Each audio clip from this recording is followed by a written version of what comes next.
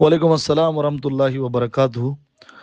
जी भाई देखिए, साद कांदलवी साहब जो हैं वो सिर्फ इल्मी एतबार से ही कमज़ोर आदमी ऐसा नहीं है, बल्कि ज़हनी तौर पे और दिमागी तौर पे भी बहुत कमज़ोर आदमी है। और जब से मुफ्ती तकी उस्मानी साहब ने उसकी तस्दीक की है, उसके इख्तिलाफ़ को अइम्मा अरबा के इख्तिलाफ़ जैसा कहा है, और उसके पीछे भी चला जा सकता है ऐसा कहा है। हालांकि ख़ुद के दारुल इफ्ता का फतवा है कि उसकी बातें कुरान के ख़िलाफ़ है। तो जो आदमी कुरान के ख़िलाफ़ बोलता हो, बल्कि हमारे उलमा ने तो लिखा है फतावे मौजूद है कि जो तफसीर भी राय करता हो उसकी मजलिस में जाना भी हराम है। तो साद कांदलवी तो कुरान के ख़िलाफ़ बोलता है, बिल्कुल तफसीर भी राय से भी आगे बढ़ के एकदम उसके ख़िलाफ़ बोलता है। ये फतवा दारुल उलूम कराची का मौजूद है। इसके बावजूद मुफ्ती तकी उस्मानी साहब कहते हैं चाहे इधर चलो चाहे उधर चलो, आवाम को गुमराह आदमी के पीछे चलने की, और बार बार कहा है उन्होंने ये। तो तब से साद की हिम्मत और ज़्यादा बढ़ गई है।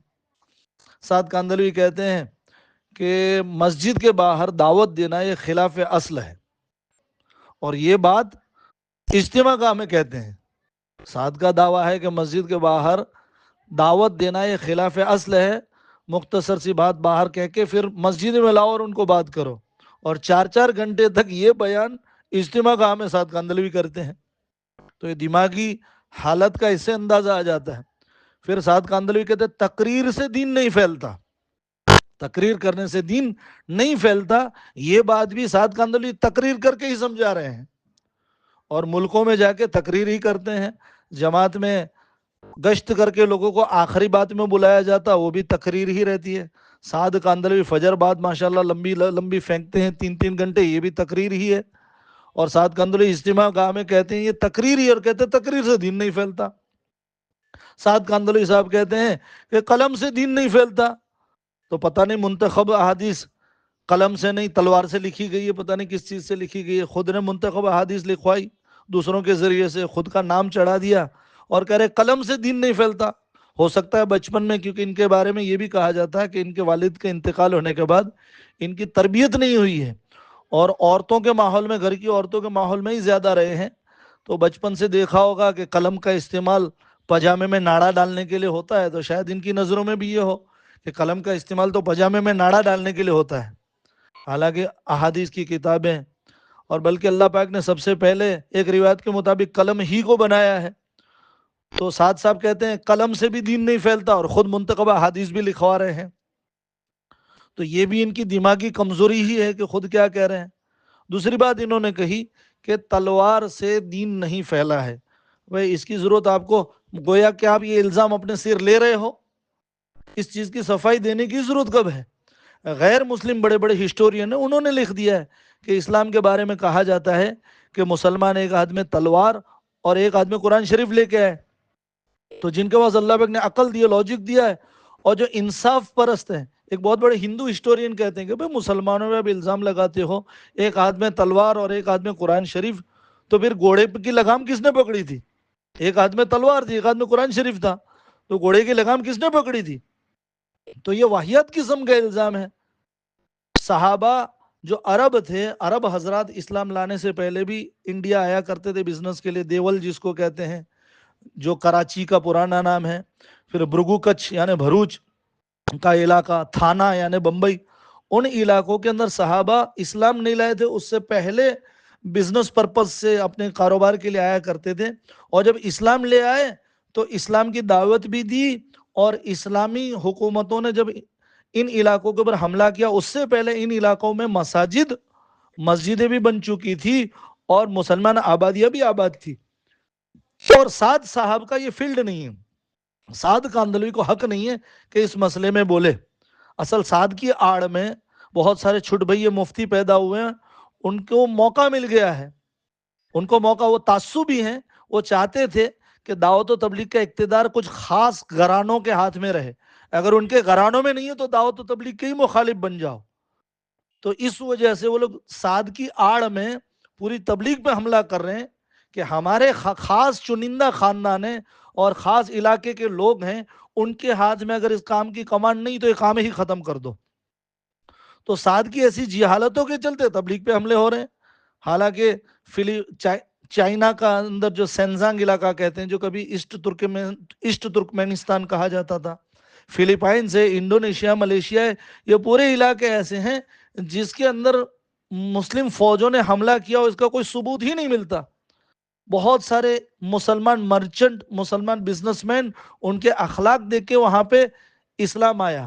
بلکہ گوا اور فلپائنس یہ دونوں ایسی جگہ ہیں جہاں مسلمانوں کی آبادی تھی. گوا جو ہے بیجاپور حکومت کا حصہ تھا اور فلپائنس پورا کا پورا مسلمان تھا. وہاں سب سے پہلے نیدرلینڈز کے ڈچ لوگوں نے اور پھر آخری میں انگریزوں نے حملہ کر کے زبردستی مسلمانوں کو کرسچن بنایا.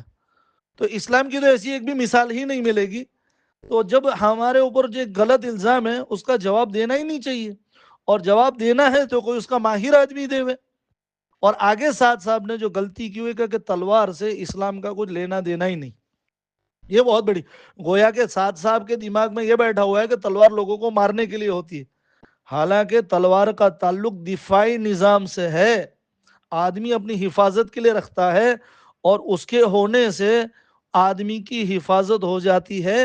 اور سارے کلچر اس چیز میں بلیو کرتے ہیں. بڑے بڑے ملک اپنے پاس فوجیں رکھتے ہیں. یہ فوجیں لوگوں کو مارنے کے لیے نہیں ہوتی ہیں، اور ساری فوجوں کا نام آفینسیو فورس نہیں، ڈیفینسیو فورس ہوتا ہے.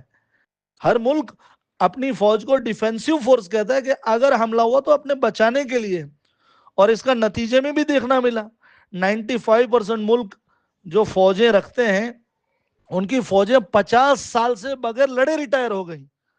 حالانکہ کروڑوں اربوں ڈالر کا ان کا ڈیفنس بجٹ ہے.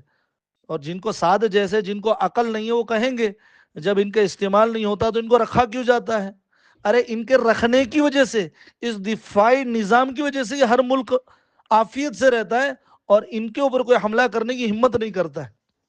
دنیا میں پروڈیوس ہونے والی تلواروں میں بھی اکثر تلواریں 95% تلواریں یوز ہی نہیں ہوتی، لیکن ان کے ہونے سے امن باقی رہتا ہے. دفاعی نظام کی نشانی ہے تلواریں. تو سعد کاندلوی کا یہ کہنا کہ تلواروں کا تعلق اسلام سے ہی نہیں ہے، وہ نری جہالت ہے. اللہ کے نبی علیہ الصلوۃ والسلام کے پاس 9 تلواریں تھی، جس میں 2 ورثے میں ملی ہوئی تھی، 3 مال غنیمت میں اور 4 تحفے کے طور پہ ملی ہوئی تھی.